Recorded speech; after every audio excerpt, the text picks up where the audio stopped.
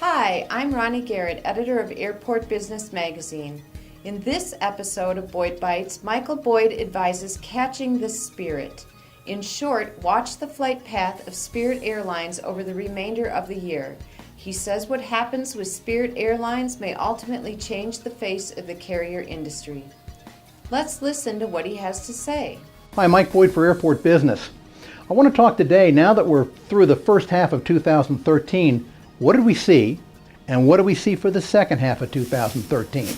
Well, one of the things we saw was we don't have air passenger traffic growth. For the first half of the year, it was flat, up about 0.2% statistical noise. We know that.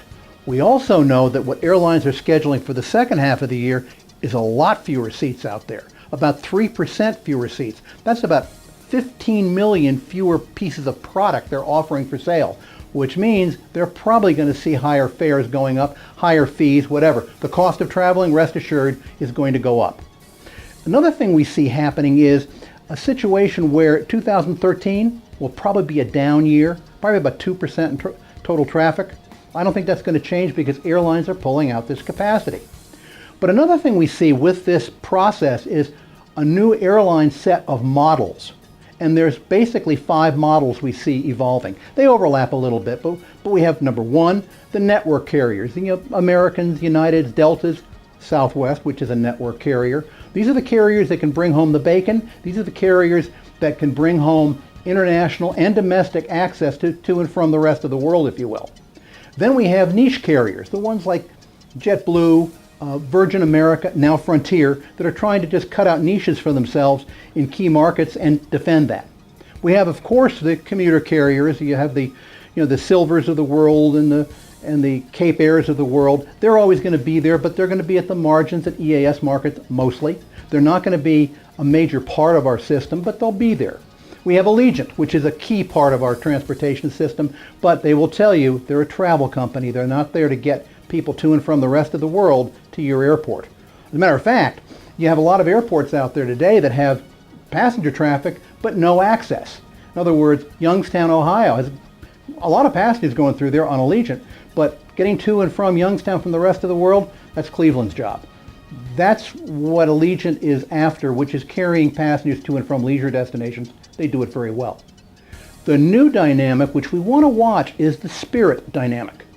Spirit is going head-on into markets dominated by network carriers. And at first pass, that's lunacy. But when you look at what they're really doing, they're putting a lot of low-fare seats into markets where there aren't any today. There used to be excess seats that airlines in these markets would have to sell for whatever they could get. Spirit is filling that niche now, and they're doing it profitably. The question is, how far can Spirit expand? And is this a harbinger for additional new airlines out there? Remember, we've seen markets where Southwest has pulled AirTran out, like Indianapolis, Sarasota, where they had 80% load factors. But when the seats went away, that demand went away. It didn't leak anywhere. It didn't divert anywhere. It just went away.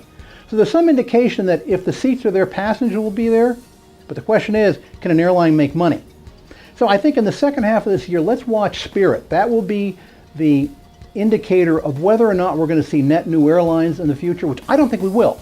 But again, if there's a will, there's a way, and there's always someone who wants to start an airline. So let's keep an eye on that.